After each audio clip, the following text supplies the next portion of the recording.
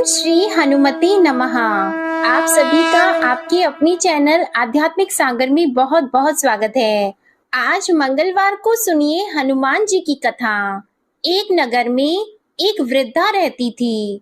उसका एक ही पुत्र था। उस वृद्धा की हनुमान जी पर बहुत गहरी आस्था थी।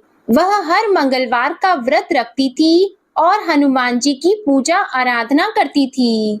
एक बार हनुमान जी ने अपनी भक्तिनी उस वृद्ध महिला की श्रद्धा का परीक्षण करने का विचार किया।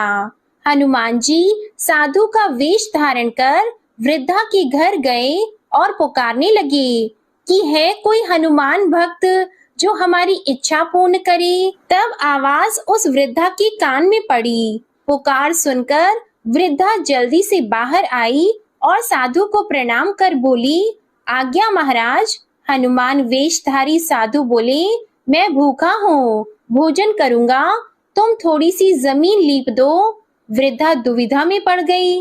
अंततः हाथ जोड़कर बोली, महाराज, लीपने और मिट्टी खोदने के अतिरिक्त आप कोई दूसरी आज्ञा दें, मैं अवश्य पूर्ण करूंगी। साधु ने 3 बार प्रतिज्ञा कराने के बाद कहा, तू अपने बेटे को बुला, मैं उसकी पीठ पर आग जलाकर भोजन बनाऊंगा। यह सुनकर वृद्धा घबरा गई, परंतु वह प्रतिज्ञाबद्ध थी। उसने अपने पुत्र को बुलाकर साधु को सौंप दिया। साधु वेशधारी हनुमान जी ने वृद्धा के हाथों से ही उसके पुत्र को पेट के बल लेटाया और उसकी पीठ पर आग लगवा दी। आग जलाकर दुखी मन से वृद्धा अपने घर में चली गई। इधर भोजन बनाकर साधु ने वृद्धा को बुलाकर कहा कि उनका भोजन बन गया है, तुम अपने पुत्र को पुकारो ताकि वह भी आकर भोग लगा ले। इस पर वृद्धा बोली, उसका नाम लेकर मुझे और कष्ट न दें। लेकिन जब साधु महाराज नहीं माने तो वृद्धा ने अपने पुत्र को आवाज लगाई। वह अपनी माँ के पास आ गया और अपने पुत्र को जीवित देखकर वृद्धा को बहुत आश्चर्य हुआ। वह साधु के चरणों में गिर पड़ी। तब हनुमान जी अपने वास्तविक रूप में प्रकट हुए और वृद्धा को भक्ति का आशीर्वाद दिया। तो प्रेम से बोले, शंकर भगवान की जय हो, बजरंग बली की जय हो। आइए सुनते हैं मंगलवार व्रत की पौराणिक कथा। एक बार नैमिषारण्य तीर्थ में 80,000 मुनि एकत्र होकर पुराणों के ज्ञाता श्री सूत जी से पूछने लगे, हे महामुनि, आपने हमें अनेक पुराणों की कथा सुनाई है। अब कृपा करके हमें ऐसा व्रत और कथा बताएं जिसके करने से संतान की प्राप्ति हो तथा मनुष्यों को रोग, शोक, अग्नि, सर्व दुख आदि का भय दूर हो, क्योंकि कलयुग में सभी जीवों की आयु बहुत कम है। फिर इस पर उन्हें रोग, चिंता के कष्ट लगे रहेंगे, तो फिर वह श्री हरि चरणों में अपना ध्यान कैसे लगा सकेंगे। श्री सूत जी बोले, हे मुनियों, आपने लोक कल्याण के लिए बहुत ही उत्तम बात पूछी है।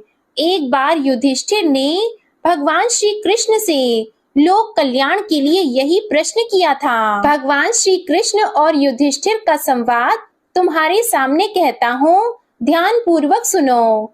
एक समय पांडवों की सभा में श्री कृष्ण जी बैठे हुए थे। तब युधिष्ठिर ने भगवान श्री कृष्ण से प्रश्न किया, हे प्रभु, नंद नंद, गोविंद, आपने मेरे लिए अनेकों कथाएं सुनाई हैं। आज आप कृपा करके ऐसा व्रत या कथा सुनाएं जिसके करने से मनुष्य को रोग, चिंता का भय समाप्त हो और उसको पुत्र की प्राप्ति हो। हे प्रभु, बिना पुत्र जीवन व्यर्थ है। पुत्र के बिना मनुष्य नरकगामी होता है। पुत्र के बिना मनुष्य पितृ ऋण से छुटकारा नहीं पा सकता और न ही उसका पुन्नग नामक नरक से उद्धार हो सकता है। अतः पुत्रदायक व्रत बताएं। श्री कृष्ण भगवान बोले, हे राजन, मैं एक प्राचीन इतिहास सुनाता हूँ, आप उसे ध्यान पूर्वक सुनो। कुंडलपुर नामक एक नगर था। उसमें नंदा नामक एक ब्राह्मण रहता था। भगवान की कृपा से उसके पास सब कुछ था, फिर भी वह दुखी था। इसका कारण यह था कि ब्राह्मण की स्त्री सुनंदा की कोई संतान नहीं थी। सुनंदा पतिव्रता थी, भक्ति पूर्वक श्री हनुमान जी की आराधना करती थी। मंगलवार के दिन व्रत करके अंत में भोजन बनाकर हनुमान जी की आराधना करती थी। मंगलवार के दिन व्रत करके अंत में भोजन बनाकर हनुमान जी को भोग लगाने के बाद स्वयं भोजन करती थी। एक बार मंगलवार के दिन ब्राह्मणी गृह कार्य की अधिकता के कारण हनुमान जी को भोग नहीं लगा सकी, तो इस पर उसे बहुत ही दुख हुआ। उसने कुछ भी नहीं खाया और अपने मन में प्रण किया कि अब तो अगले मंगलवार को ही हनुमान जी को भोग लगाकर अन्न और जल ग्रहण करूंगी। ब्राह्मणी सुनंदा प्रतिदिन भोजन बनाती, श्रद्धा पूर्वक पति को खिलाती, परंतु स्वयं भोजन नहीं करती और मन ही मन श्री हनुमान जी की आराधना करती थी। इसी प्रकार 6 दिन गुजर गए और ब्राह्मणी सुनंदा अपने निश्चय के अनुसार भूखी प्यासी निराहार रही। अगले मंगलवार को ब्राह्मणी सुनंदा प्रातः काल ही बेहोश होकर गिर पड़ी। ब्राह्मणी सुनंदा की इस असीम भक्ति के प्रभाव से श्री हनुमान जी बहुत प्रसन्न हुए और प्रकट होकर बोले, सुनंदा, मैं तेरी भक्ति से बहुत प्रसन्न हूँ, तो उठ और वर मांग। सुनंदा अपने आराध्य देव श्री हनुमान जी को देखकर आनंद की अधिकता से विह्वल होकर श्री हनुमान जी के चरणों में गिरकर बोली, हे प्रभु, मेरी कोई संतान नहीं है, कृपा करके पुत्र और कन्या प्रदान करें, आपकी अति कृपा होगी। श्री महावीर जी बोले, तेरी इच्छा पूर्ण होगी, तेरे एक कन्या पैदा होगी, उसके अष्टांग प्रतिदिन सोना दिया करेंगे। इस प्रकार कहकर श्री महावीर जी अंतर्ध्यान हो गए। ब्राह्मणी सुनंदा बहुत हर्षित हुई और समाचार अपने पति से कहा। ब्राह्मण देव कन्या का वरदान सुनकर कुछ दुखी हुए, परंतु सोना मिलने की बात सुनी तो बहुत प्रसन्न हुए। उन्होंने विचार किया कि ऐसी कन्या के साथ मेरी निर्धनता भी समाप्त हो जाएगी। श्री हनुमान जी की कृपा से वह ब्राह्मणी गर्भवती हुई और 10वें महीने में उसे बहुत ही सुंदर पुत्री प्राप्त हुई। यह बच्ची अपने पिता के घर में ठीक उसी तरह से बढ़ने लगी जिस प्रकार शुक्ल पक्ष का चंद्रमा बढ़ता है। 10वें दिन ब्राह्मण ने उस बालिका का नामकरण संस्कार कराया। उसके कुल पुरोहित ने उस बालिका का नाम रत्नावली रखा, क्योंकि यह कन्या सोना प्रदान किया करती थी। इस कन्या ने पूर्व जन्म में बड़े ही विधान से मंगल देव का व्रत किया था। रत्नावली का अष्टांग बहुत सा सोना देता था। उस सोने से नंदा ब्राह्मण बहुत ही धनवान हो गया। अब ब्राह्मणी सुनंदा भी बहुत अभिमान करने लगी थी। समय बीतता रहा। अब रत्नावली 10 वर्ष की हो चुकी थी। एक दिन जब नंदा ब्राह्मण प्रसन्न चित्त था, तब सुनंदा ने अपने पति से कहा, मेरी पुत्री रत्नावली विवाह के योग्य हो गई है, इसलिए आप कोई सुंदर और योग्य वर देखकर विवाह कर दें। यह सुनकर ब्राह्मण बोला, अभी तो रत्नावली बहुत छोटी है। तब ब्राह्मणी बोली, शास्त्रों की आज्ञा है कि कन्या 8वें वर्ष में गौरी, 9 वर्ष रोहिणी, 10वें वर्ष में कन्या, इसके पश्चात रजस्वला हो जाती है। गौरी के दान से पाताल लोक की प्राप्ति होती है, रोहिणी के दान से बैकुंठ लोक की प्राप्ति होती है, कन्या के दान से इंद्र लोक में सुखों की प्राप्ति होती है। अगर हे पतिदेव रजस्वला का दान किया जाता है तो घोर नरक की प्राप्ति होती है।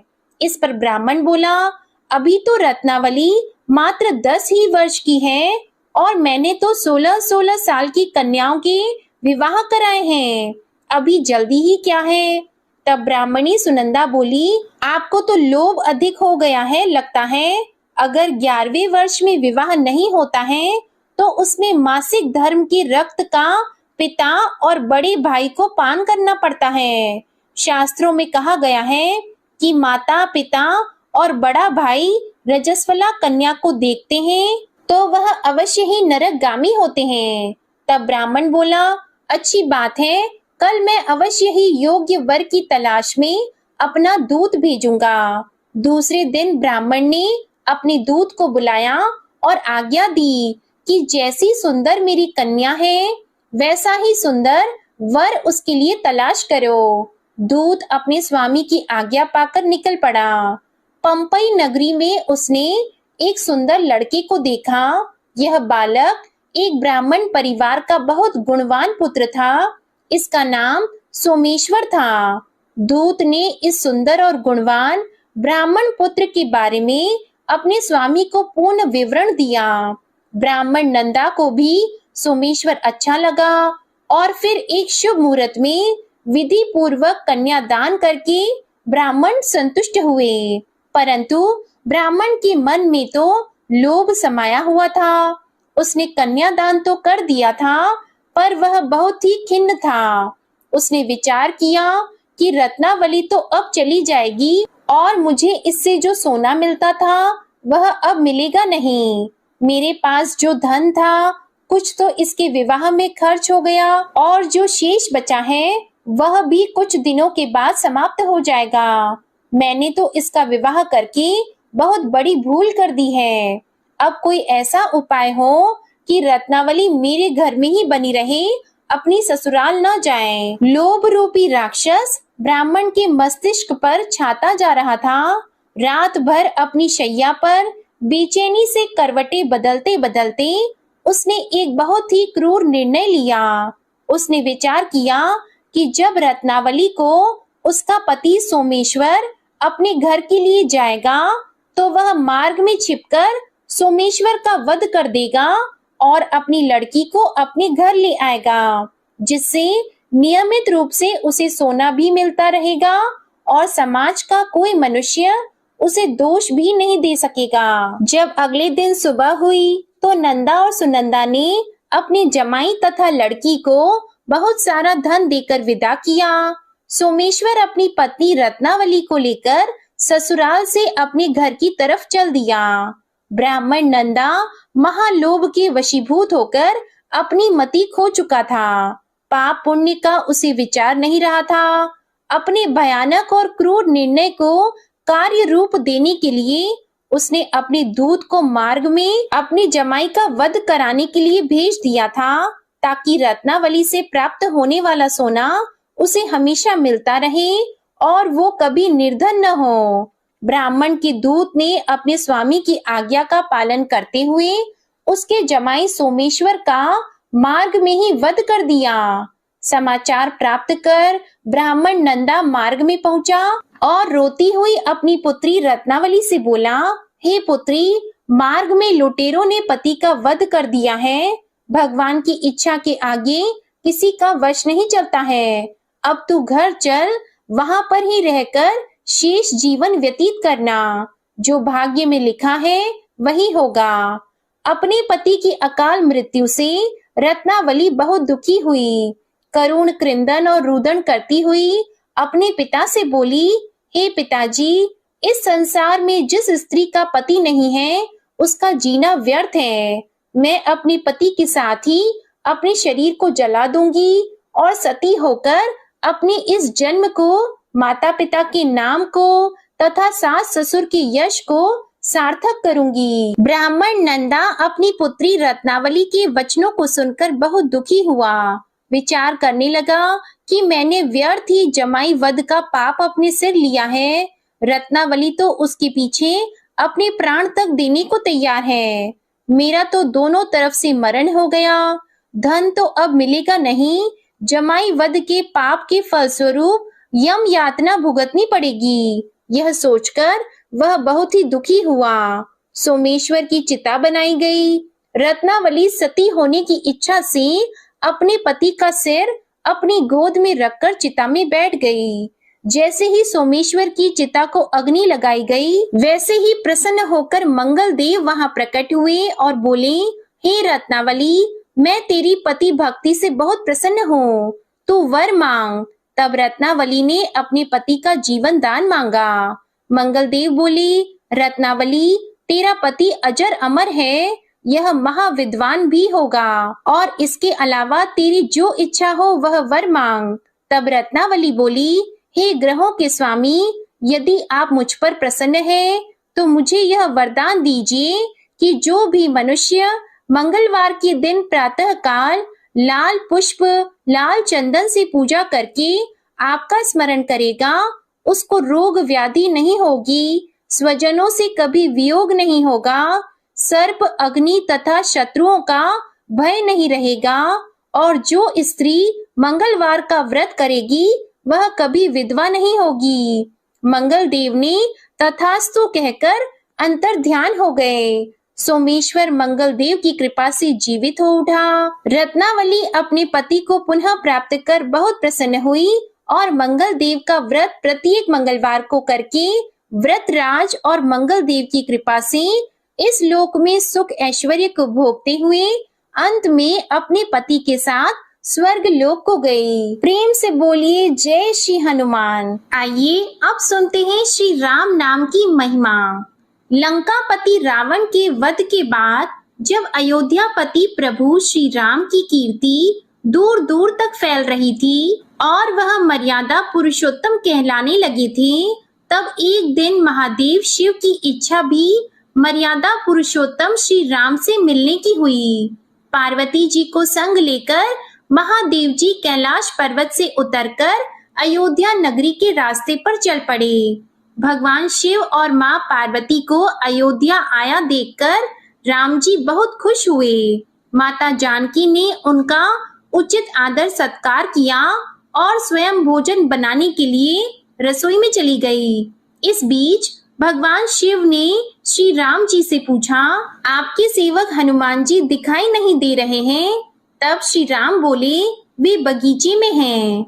शिव जी ने श्री राम जी से बगीचे में जाने की अनुमति मांगी और पार्वती जी का हाथ थामकर बगीचे में आ गए। बगीचे की खूबसूरती देखकर उनका मन मोहित हो गया।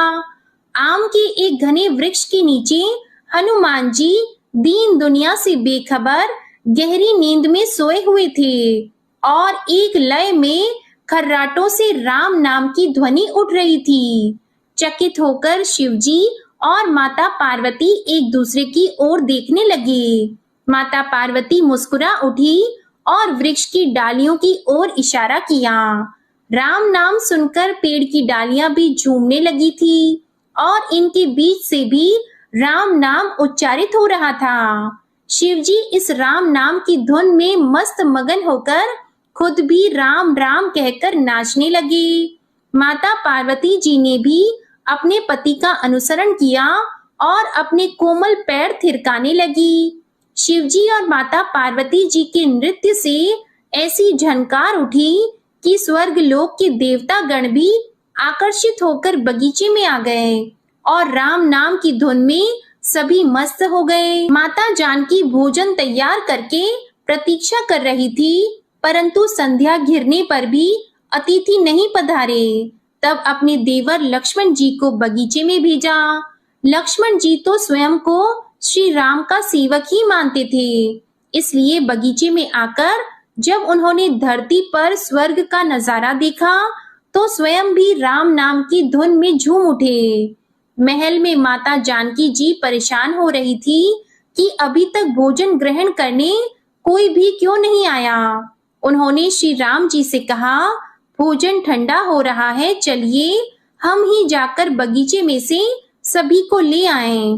तब जब राम जी बगीचे में गए तो वहां राम नाम की धूम मची हुई थी। हनुमान जी गहरी नींद में सोए हुए थे और उनके खर्राटों से अभी तक राम नाम ही निकल रहा था। श्री राम भाव विह्वल हो उठे। राम जी ने हनुमान जी को नींद से जगाया और प्रेम से उनकी तरफ निहारने लगे।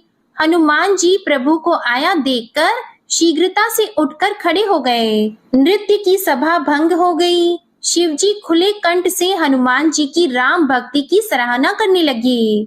हनुमान जी सकुचाए लेकिन मन ही मन खुश हो रहे थे। श्री सिया राम ने भोजन करने का आग्रह भगवान शिव जी से किया।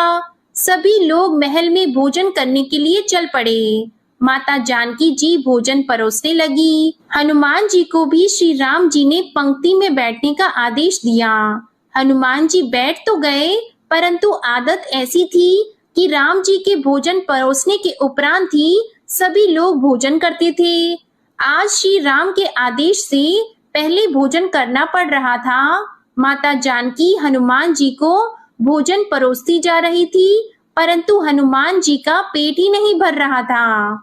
सीता जी कुछ समय तक तो उन्हें भोजन परोसती रही, फिर समझ गई कि इस तरह से तो हनुमान जी का पेट नहीं भरेगा। उन्होंने तुलसी के एक पत्ते पर राम नाम लिखा और भोजन के साथ हनुमान जी को परोस दिया।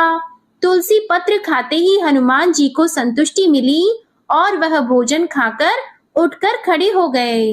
भगवान शिव शंकर ने प्रसन्न होकर हनुमान जी को आशीर्वाद दिया कि आपकी राम भक्ति युगों युगों तक याद की जाएगी और आप संकट मोचन के नाम से जाने जाएंगे। आइए अब सुनते हैं राम नाम की महिमा की दूसरी कहानी। महादेव जी को एक बार बिना कारण के किसी को प्रणाम करते देखकर पार्वती जी ने पूछा, आप किसको प्रणाम करते रहते हैं? तब शिव जी ने अपनी धर्म पत्नी पार्वती जी से कहा कि हे देवी, जो व्यक्ति एक बार राम कहता है उसे मैं 3 बार प्रणाम करता हूँ।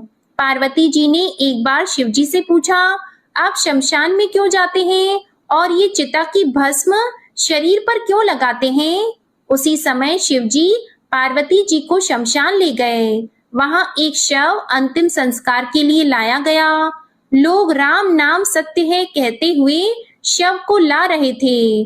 शिव जी ने कहा कि देखो पार्वती, इस शमशान की ओर जब लोग आते हैं तो राम नाम का स्मरण करते हुए आते हैं और इस शव के निमित्त से कई लोगों के मुख से मेरा अति प्रिय दिव्य राम नाम निकलता है। उसी को सुनने मैं शमशान में आता हूँ और इतने लोगों के मुख से राम नाम का जप करवाने में निमित्त बनने वाले इस शव का मैं सम्मान करता हूँ, प्रणाम करता हूँ और अग्नि में जलने के बाद उसकी भस्म को अपने शरीर पर लगा लेता हूँ। राम नाम बुलवाने वाले के प्रति मुझे इतना प्रेम है। एक बार शिव जी कैलाश पर पहुंचे और पार्वती जी से भोजन मांगा। तब पार्वती जी विष्णु सहस्त्र नाम का पाठ कर रही थी। पार्वती जी ने कहा, अभी पाठ पूरा नहीं हुआ है, कृपया थोड़ी देर प्रतीक्षा कीजिए। तब शिव जी ने कहा कि इसमें तो समय और श्रम दोनों लगेंगे। संत लोग जिस तरह से सहस्त्र नाम को छोटा कर लेते हैं और नित्य जपते हैं, वैसा उपाय कर लो। तो पार्वती जी ने पूछा कि वो उपाय कैसे करते हैं, मैं सुनना चाहती हूँ। तो शिव जी ने बताया, केवल एक बार राम कह लो, तुम्हें सहस्त्र नाम भगवान के 1000 नाम लेने का फल मिल जाएगा। एक राम नाम 1000 दिव्य नामों के समान है। तब पार्वती जी ने वैसा ही किया। भगवान बोले, श्री राम राम रामेति रमे रामे मनोरमे सहस्त्र नाम तततुल्यम राम नाम वरानने। यह राम नाम सभी आपदाओं को हरने वाला, सभी संपदाओं को देने वाला दाता है, सारे संसार को विश्राम या शांति प्रदान करने वाला है। इसलिए मैं इसे बार बार प्रणाम करता हूँ। भव सागर की सभी समस्याओं और दुखों के बीजों को भूंज के रख देने वाला, समूल नष्ट कर देने वाला, सुख संपत्तियों को अर्जित करने वाला, यमदूतों को खदेड़ने वाला केवल राम नाम का जप है। इसलिए प्रयास पूर्वक स्वयं भी राम नाम जपते रहना चाहिए और दूसरों को भी प्रेरित करके राम नाम जपना चाहिए। इससे अपना और दूसरों का तुरंत कल्याण हो जाता है। यही सबसे सुलभ और अचूक उपाय है। इसलिए हमारे देश में प्रणाम राम राम कहकर किया जाता है। आइए अब सुनते हैं बिल्व वृक्ष की महिमा।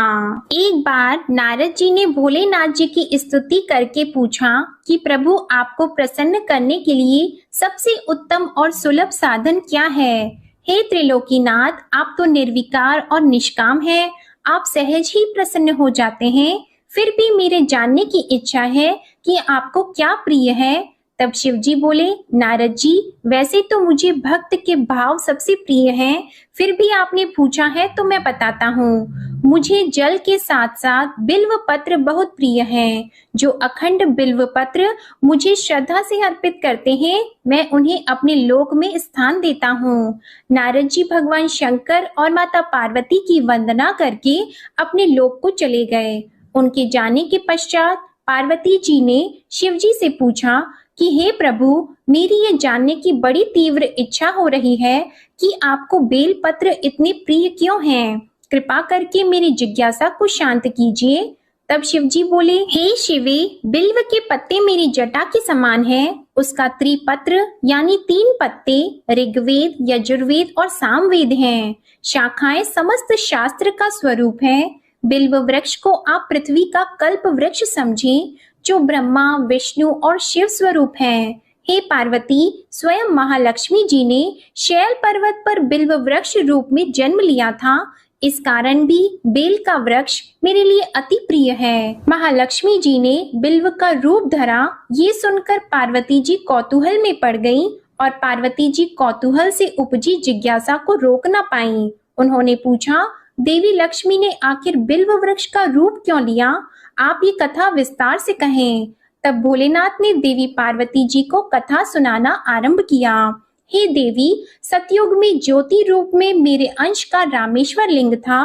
ब्रह्मा आदि देवों ने उसका विधिवत पूजन अर्चन किया था। इसका परिणाम ये हुआ कि मेरे अनुग्रह से वाणी देवी सबकी प्रिय हो गई। वे भगवान विष्णु को सतत प्रिय हो गई। मेरे प्रभाव से भगवान केशव के मन में वाग देवी के लिए जितनी प्रीति उत्पन्न हुई, वह स्वयं लक्ष्मी जी को नहीं भाई। लक्ष्मी देवी का श्री हरि के प्रति मन में कुछ दुराव पैदा हो गया। वह चिंतित और रुष्ट होकर चुपचाप परम उत्तम श्री शैल पर्वत पर चली गईं। वहां उन्होंने तप करने का निश्चय किया और उत्तम स्थान का चयन करने लगी। महालक्ष्मी ने उत्तम स्थान का निश्चय करके मेरे लिंग विग्रह की उग्र तपस्या प्रारंभ की। उनकी तपस्या कठोरतम होती जा रही थी। हे परमेश्वरी, कुछ समय के बाद महालक्ष्मी जी ने मेरे लिंग विग्रह से थोड़ा ऊर्ध्व में एक वृक्ष का रूप धारण कर लिया। अपने पत्तों और पुष्प द्वारा निरंतर मेरा पूजन करने लगी।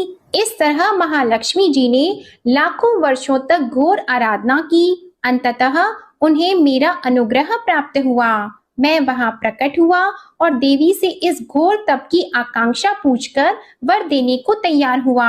महालक्ष्मी जी ने मांगा कि श्री हरि के हृदय में मेरे भाव से वाग देवी के लिए जो स्नेह हुआ है वह समाप्त हो जाए। तब शिव जी बोले, मैंने महालक्ष्मी जी को समझाया, श्री हरि के हृदय में आपके अतिरिक्त किसी और के लिए कोई प्रेम नहीं है।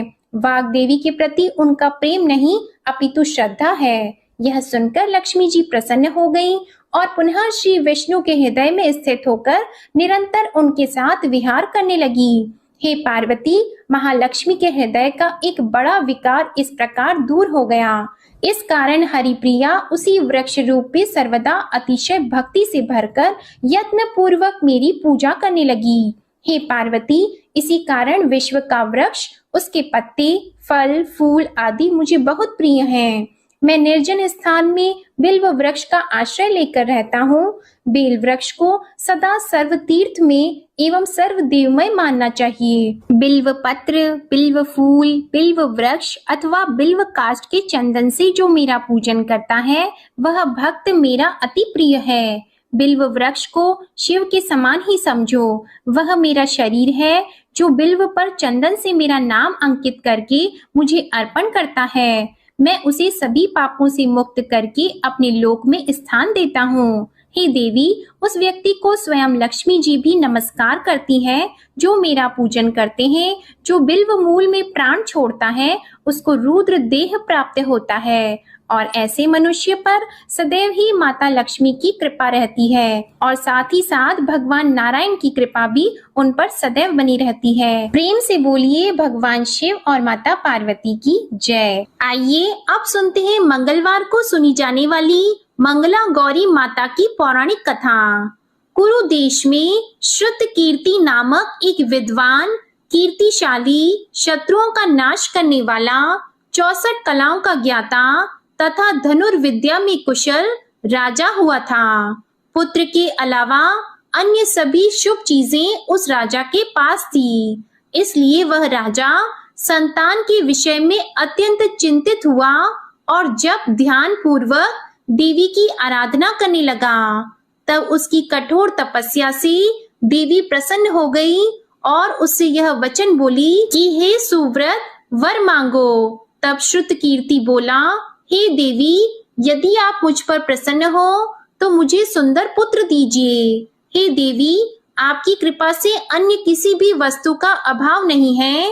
तब उसका यह वचन सुनकर पवित्र मुस्कान वाली देवी ने कहा, राजन, तुमने अत्यंत दुर्लभ वर मांगा है, फिर भी कृपावश मैं तुम्हें अवश्य दूंगी। किंतु हे राजन, सुनिए, यदि परम गुण पुत्र चाहते हो तो वह केवल 16 वर्ष तक जीवित रहेगा, और यदि रूप तथा विद्या से पुत्र चाहते हो तो दीर्घ जीवी होगा।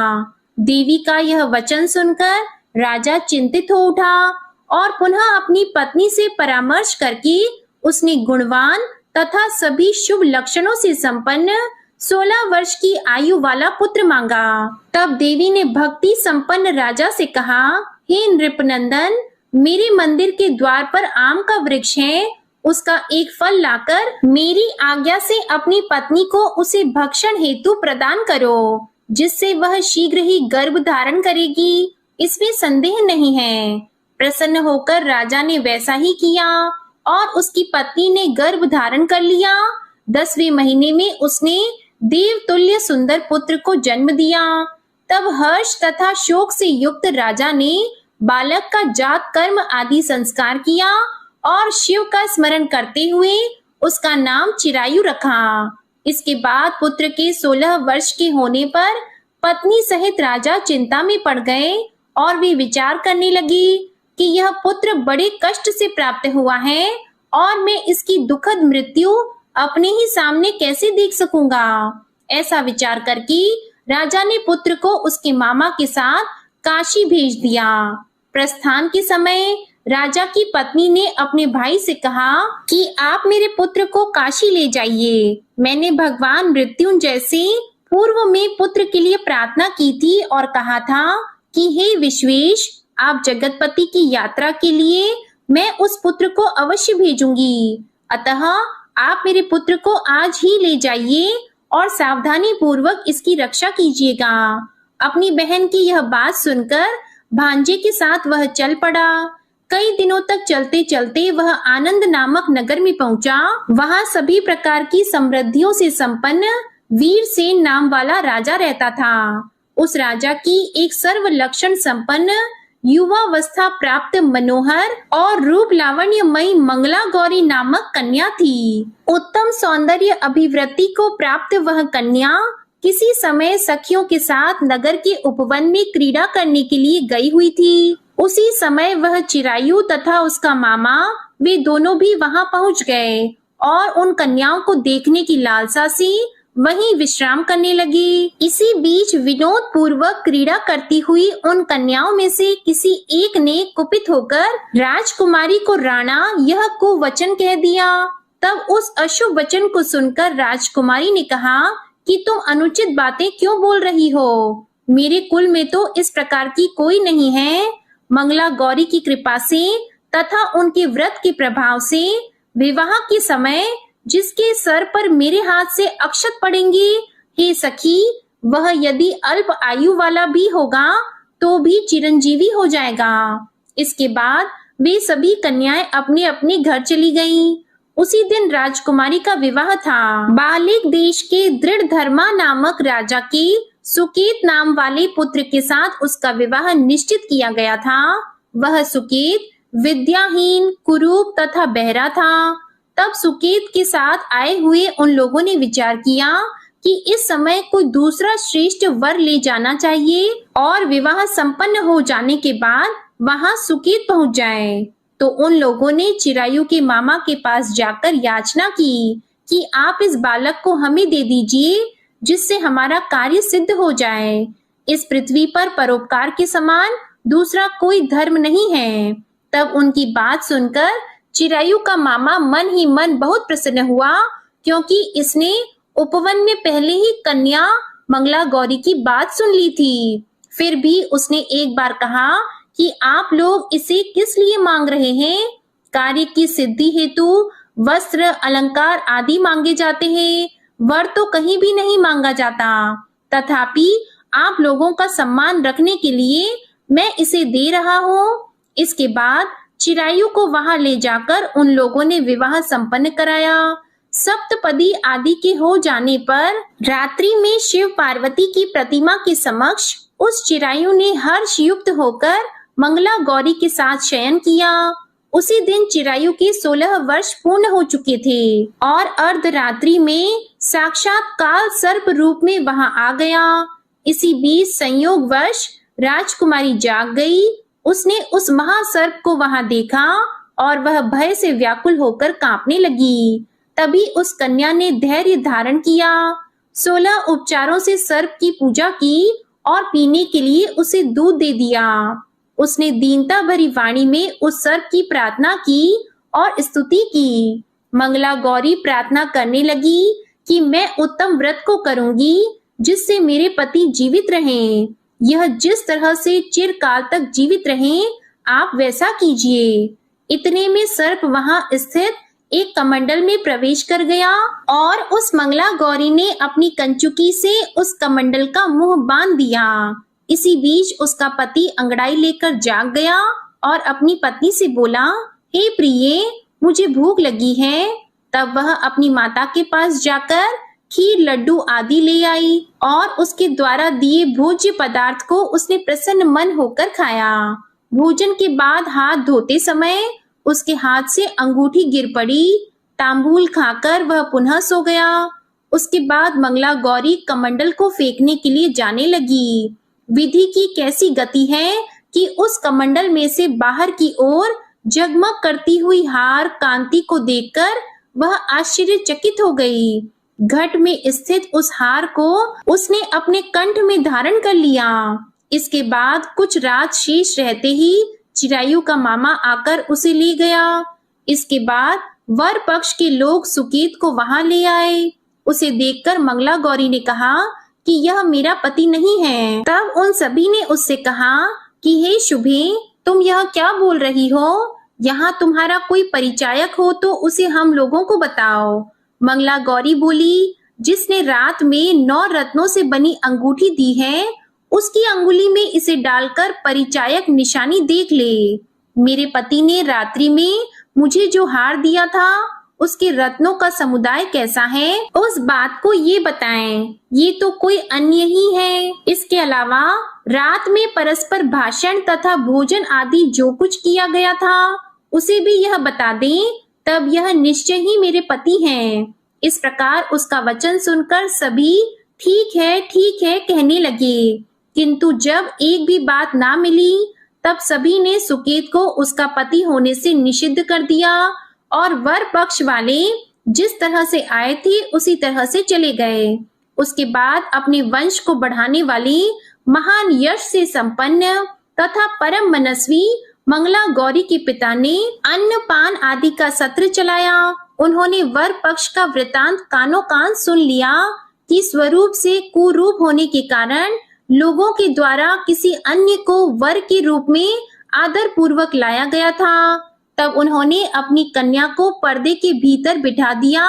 उसके बाद 1 वर्ष बीतने पर यात्रा करके चिरायु अपने मामा के साथ यह देखने आया कि विवाह के बाद वहां क्या हुआ। तब भीतर से उसे देखकर वह मंगला गौरी अत्यंत प्रसन्न हुई और माता पिता से बोली कि मेरे पति आ गए हैं। तब राजा ने अपने स्वजनों को बुलाकर पूर्व में कहे गए सभी परिचायकों को निशानी को देकर मंद मुस्कान वाली अपनी कन्या चिरायु को सौंप दी। राजा ने शिष्ट जनों को साथ लेकर विवाह का उत्सव कराया। इसके बाद राजा वीरसेन ने वस्त्र, आभूषण आदि, सेना, घोड़े, रथ और अन्य भी बहुत सी सामग्रियां देकर उन्हें विदा किया। उसके बाद कुल को आनंदित करने वाला वह चिरायु पत्नी तथा मामा को साथ लेकर सेना के साथ अपने नगर पहुंचा। लोगों के मुख से उसे आया हुआ सुनकर उसके माता पिता को विश्वास नहीं हुआ। उन्होंने सोचा कि प्रारब्ध अन्यथा कैसे हो सकता है। इतने में वह अपने माता पिता के पास आ गया और स्नेह से परिपूर्ण वह चिरायु भक्ति पूर्वक उनके चरणों में गिर पड़ा। तब अपने पुत्र का मस्तक सूंघकर उन दोनों ने परम आनंद प्राप्त किया। पुत्र वधू मंगला गौरी ने भी सास ससुर को प्रणाम किया। तब सास उसे अपनी गोद में बिठाकर सारा वृतांत शीघ्रता पूर्वक पूछने लगी। हे महामुनि, तब पुत्र वधू ने भी मंगला गौरी के उत्तम व्रत महात्म्य तथा जो कुछ घटित हुआ था वह सब वृतांत बताया। जो कोई भी इसका श्रवण करता है या जो इसे कहता है उसके सभी मनोरथ पूर्ण हो जाते हैं, इसमें संदेह नहीं है। प्रेम से बोलिए मंगला गौरी माता की जय हो। आपको ये मंगलवार व्रत कथा अच्छी लगी हो तो वीडियो को लाइक करिएगा, शेयर करिएगा और चैनल को भी सब्सक्राइब करिएगा। इसी के साथ आज आप हमारे चैनल पर जेठ मास महात्म्य की कथा भी जरूर सुनिएगा। प्रेम से बोलिए जय श्री राम, जय हनुमान।